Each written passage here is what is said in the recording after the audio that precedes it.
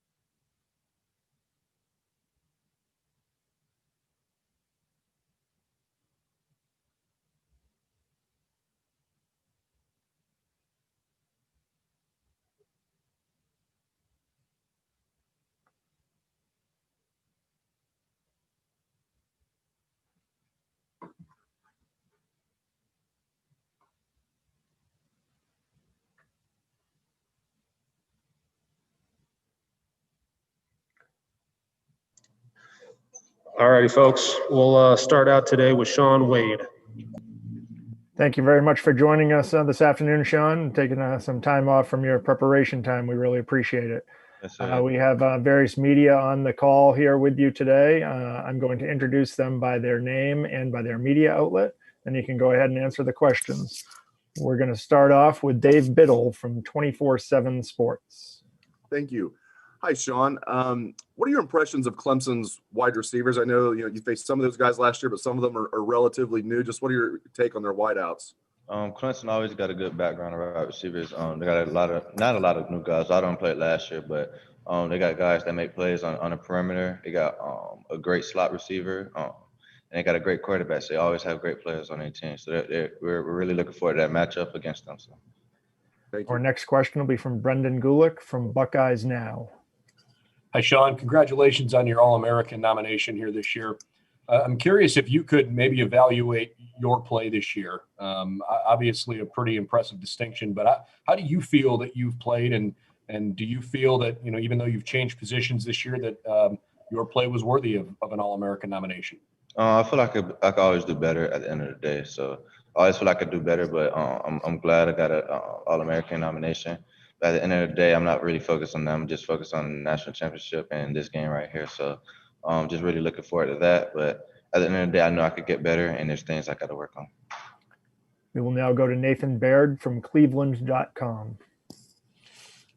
Hey, Shaun, obviously this whole season's been about a lot of new players stepping up in the secondary and taking on bigger roles. And then now this is a sort of a different stage for a lot of those guys. It's even though they've been playing this year, this is a step up. Anything you're kind of saying to those guys, or how do you feel like it's maybe your responsibility to help lead these guys into a game like this that they've never really experienced before?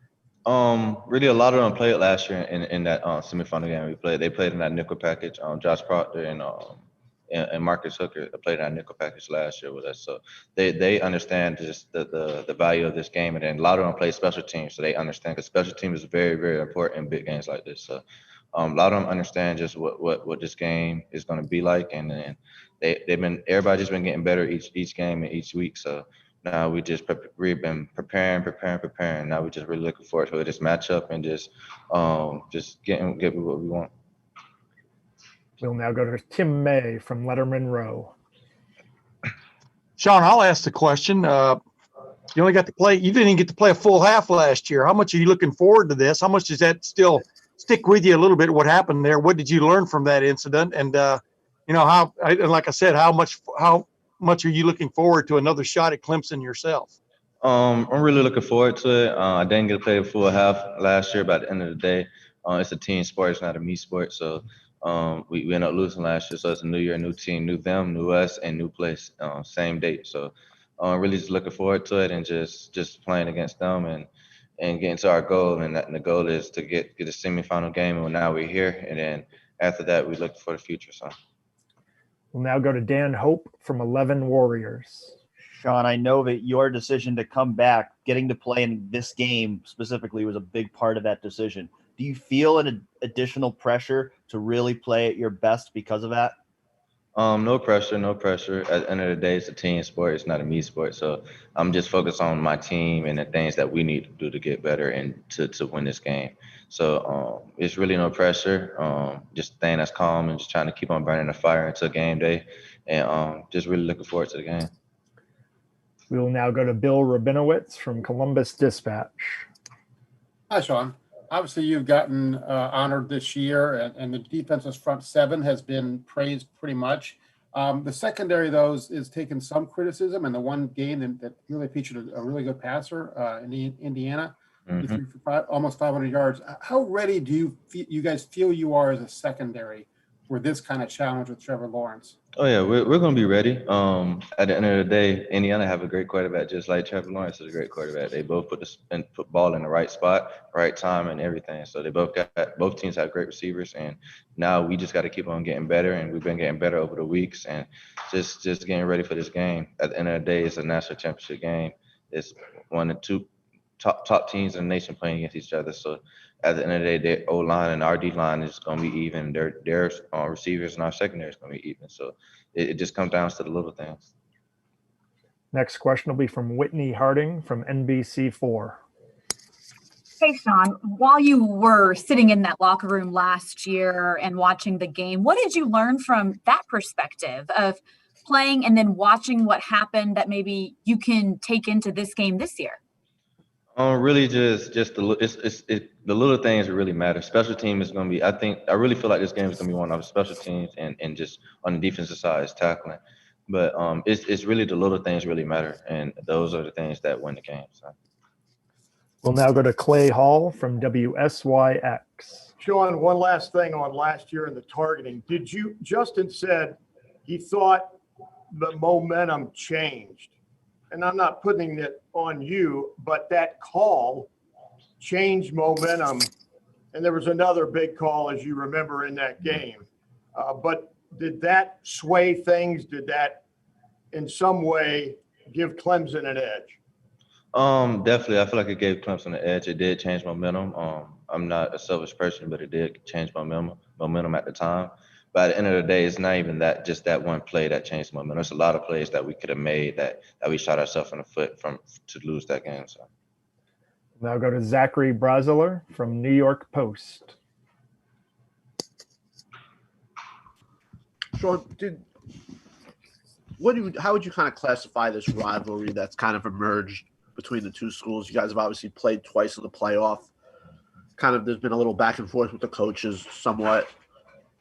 How would you it's clearly a rivalry, right? I mean, how would you kind of characterize it? Well, I characterize it as we never beat Clemson, so we have to be that team, and that's what we're trying to do. So in our history, our past history, we never beat them. So that's our goal, is to win this game and just go from there. Next up is Phil Harrison from Buckeyes Wire. Hey, Shaun, it's kind of amazing how things worked out. I know you came back for another shot to, get to the college football playoff again, but also you get a chance to play Clemson yet again. Mm-hmm. So redemption's kind of right there based on last year. And I know the entire team that's kind of what they were looking forward to. Do you get a sense that in preparation for this game, do you get a sense that the team is a little bit more focused? Not that you don't focus for every game, but is a little bit more focused, a little bit more added pressure in practices and things like that is leading up to this game? I agree.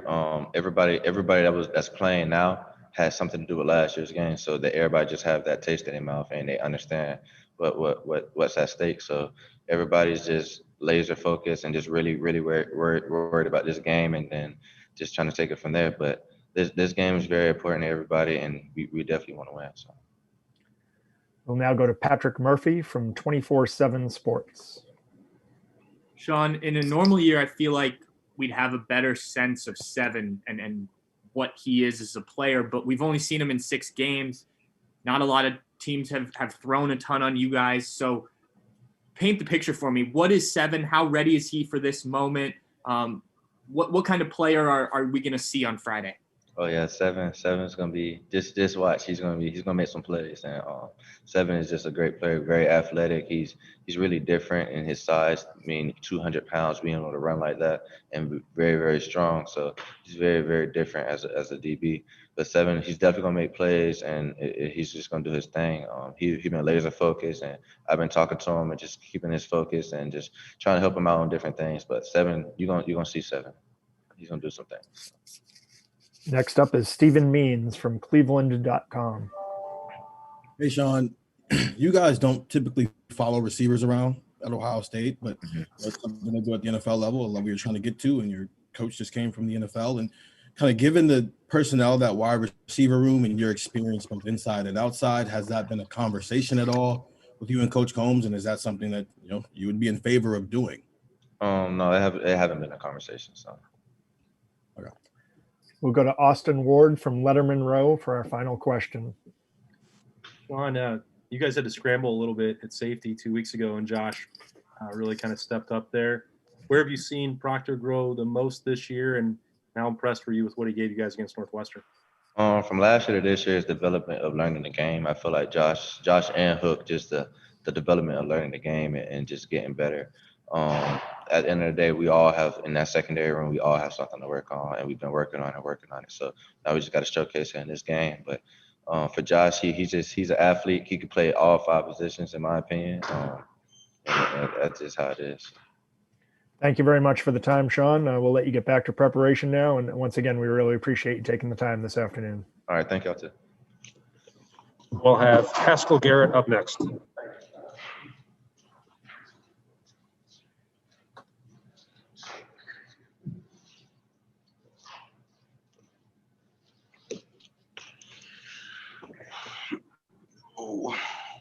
Good afternoon, Haskell. How are you today? I'm doing good. Well, we appreciate you taking the time today. We're going to I'll introduce media to you by their name and media outlet, and they'll be asking you some questions. We're going to start off with Bill Rabinowitz from Columbus Dispatch. Hi, Haskell. How are you? I'm doing great. How about yourself? Good. Congratulations on your All-American honor, first of all. So that's part of the question. How do you feel about that? And second, I want to ask you about Tommy Togiai, his progress, and just how dominating has he been? What's been the biggest area of growth that you've seen in him? Everyone knows how strong he is, but what else has he shown you this year? Tommy's a great player. Just including like me, we played behind great players, and his growth is just his knowledge of the game, and just like you're not guessing on what's coming. He's in the film room, he's doing the extra work, writing stuff down, taking great notes, and paying attention in the meeting room and in the classroom, and applying it on the field. So I think that's one of the greatest things that he's improved on this year. And just more reps and becoming that leader in the room. And Bill had asked, how do you feel about your All-American honor for yourself as well? Oh, I'm really honored. It's not just me out there. It's a group of guys, and it's not just only my honor, but it's theirs too. My success is their success, and we share our success. And so those guys are my success, and I'm really honored. But I'm more focused on this game and winning this game. Next question will be Spencer Holbrook from Lettermen Row.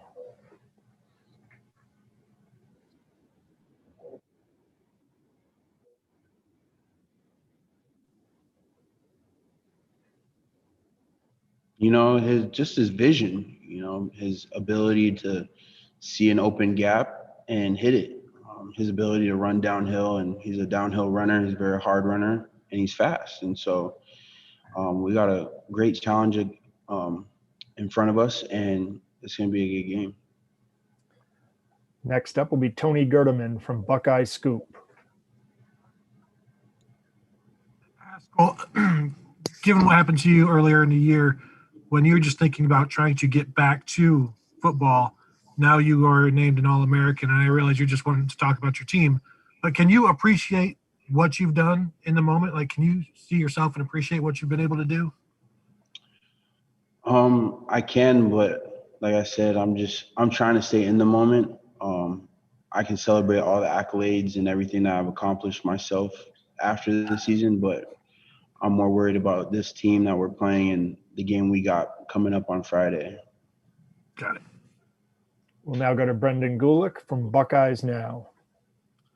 Hi, Haskell. It's kind of funny how this whole thing has come full circle back to Clemson again, almost exactly 1 year later, considering all of the things the last 12 months that have gone counterintuitive.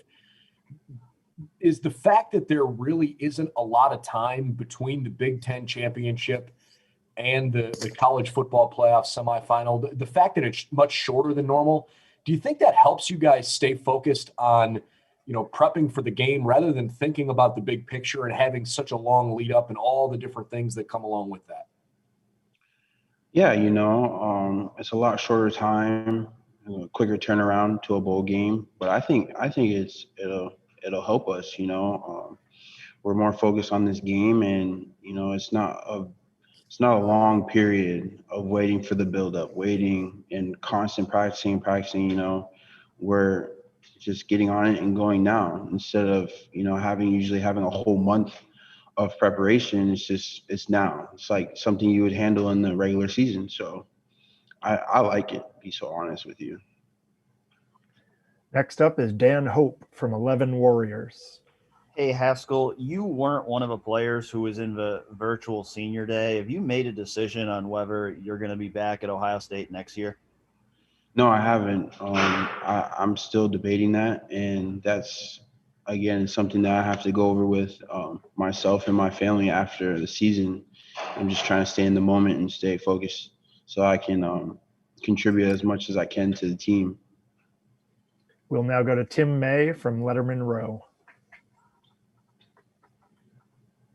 Haskell, there's no question. One of the plays that got Clemson back into that game last year was Trevor Lawrence right up the middle and then swerving out left and scoring on a touchdown. How much is that on y'all's mind from the standpoint of his ability to run, and how much would that kind of play into you guys having to be a little bit cautious coming through A and B gaps to make sure you don't overrun him, if you follow my drift? Mm-hmm. We just got to play our game.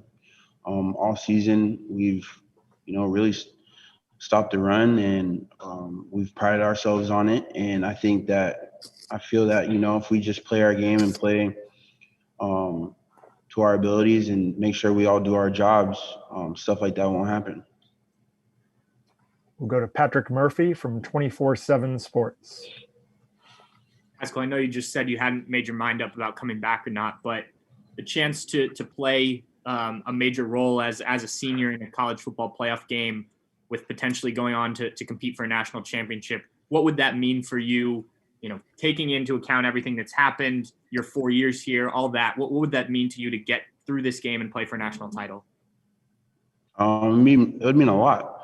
I feel like every kid as they're growing up is to play in a national title, let alone go to college at a D1 school. So I think for me, it'll be a blessing and an honor, and everything that I dreamed about as a kid and worked for leading up to this point, it would mean the world to me. Next up is Whitney Harding from NBC4. Hey, Haskell, I know we talked already about Trevor Lawrence's ability to run. At the same time, how important is it to get pressure on him while balancing that possibility he can take off? How about a good challenge is that for you guys? It's going to be a big challenge, especially, he's a dynamic quarterback. Usually dudes who are that tall and that big, they don't really run, but like we know, the game is changing. And, these quarterbacks are becoming dual threats. He can do it on air and he can do it on the ground. So just being cautious of where he's at and what he's doing. He's a great player, and we're going to need to, be aware that he can extend plays. And if a play is broken down and there's good coverage, he's going to want to do it on his feet. And so we just got to be aware and be cautious of where he's at all times. We'll now go to Sean Dunigan from WBNS. Hey, Haskell, is there anything that Clemson does differently up front on their offensive line that you don't see often in the Big Ten? No, I feel like, they're a great group. They gel together and they get the job done. They make sure that they do their job and they do it very well. And that's why they have so much success. And I know that there's young guys that have stepped up, and that just shows the leadership in the room. And so I think that, there's nothing that they do different than anybody else. I just think that they play, great football, and they're very assignment sound. And our final question will come from Austin Ward from Lettermen Row. Haskell, when you look at the way you've elevated your game this year, is there something that you can point to that's helped fuel that? What are you doing differently, than maybe those first 3 years?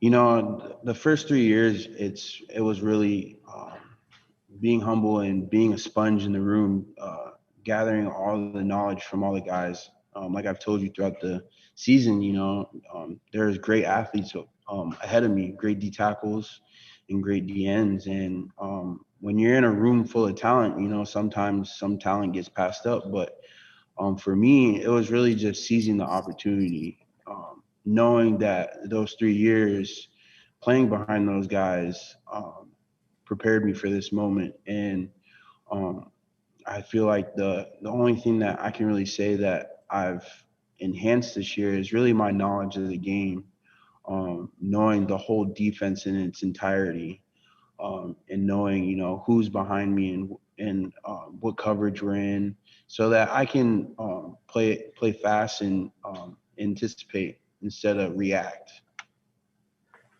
Thank you very much for your time this afternoon. We'll let you get back to your preparations for the game and look forward to seeing you in New Orleans in a few days. Thank you. Alrighty, we'll continue today with defensive tackle Tommy Togiai.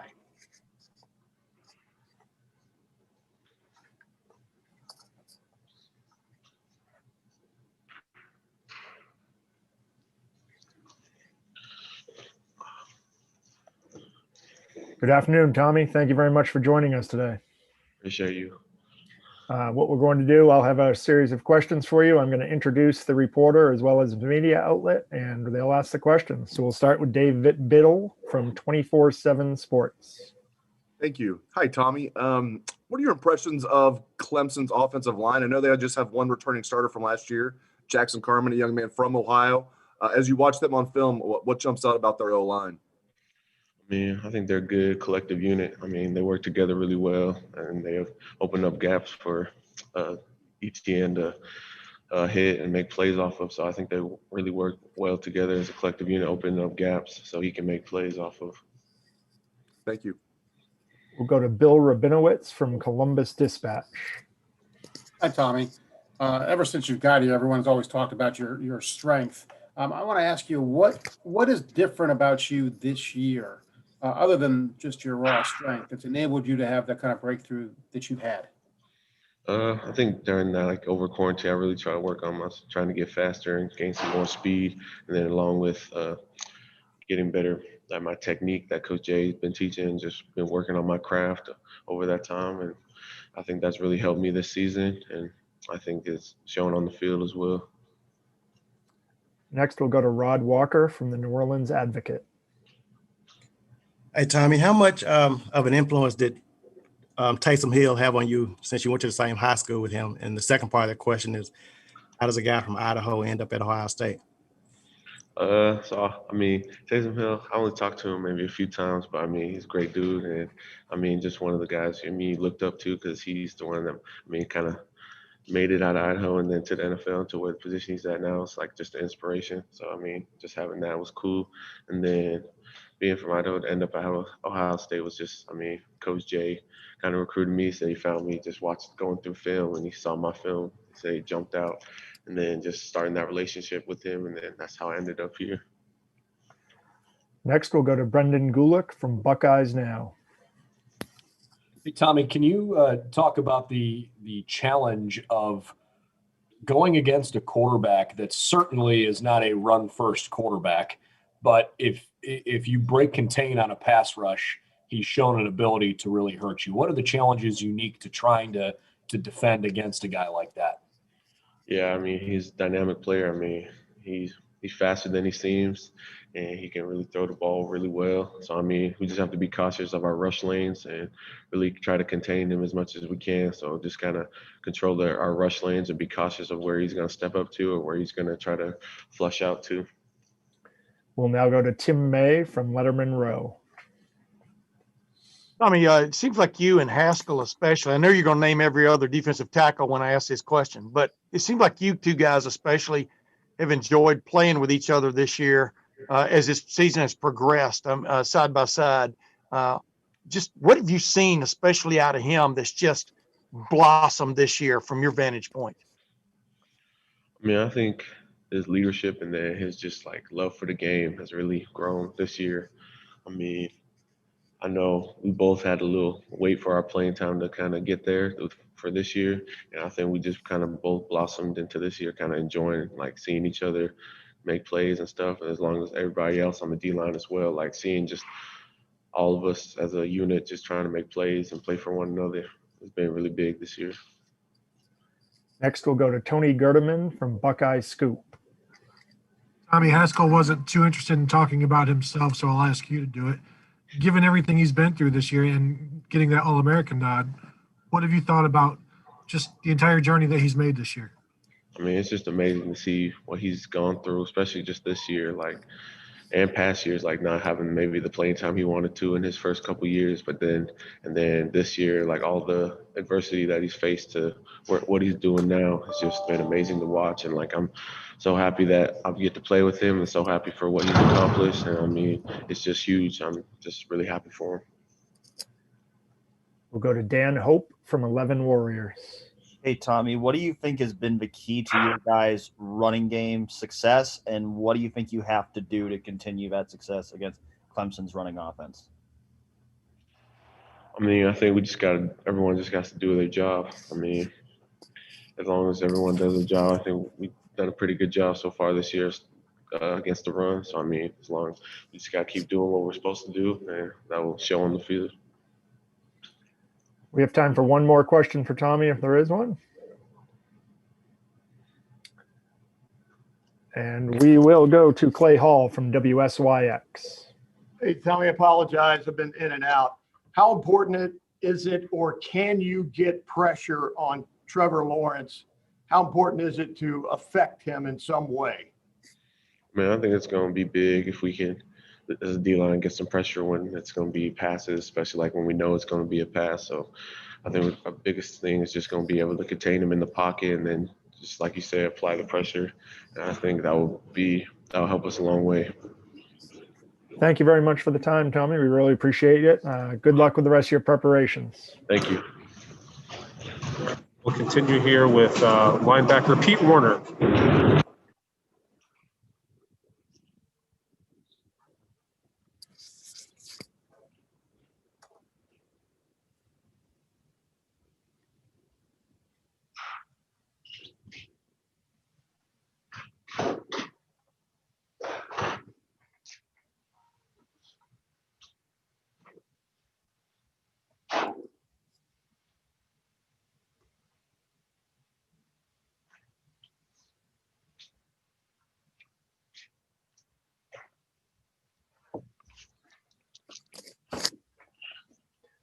Good afternoon, Pete. Thank you very much for joining us today. Yep, of course. I'm going to introduce the media by their name and media outlet, and they'll give you the questions. We're going to start off with Stephen Means from Cleveland.com. Hey, Pete, now that you've moved to will linebacker, when you watch Travis Etienne on film and what you know from last season, is he more dangerous to a defense as a pass catcher out of the backfield or as a runner between the tackles? Yeah, the thing to mention about him is he's so versatile with ways he can attack you on defense, and he can run the ball very well. And it's shown when defenses have gotten lazy and gotten out of their gaps, and he'll expose them. And as well as he can catch the ball on a screen and go a long way. So he's very versatile, and he can beat defenses whether he's running the ball or passing the ball. They're both threats, and obviously very important working in them both. We'll now go to Austin Ward from Lettermen Row.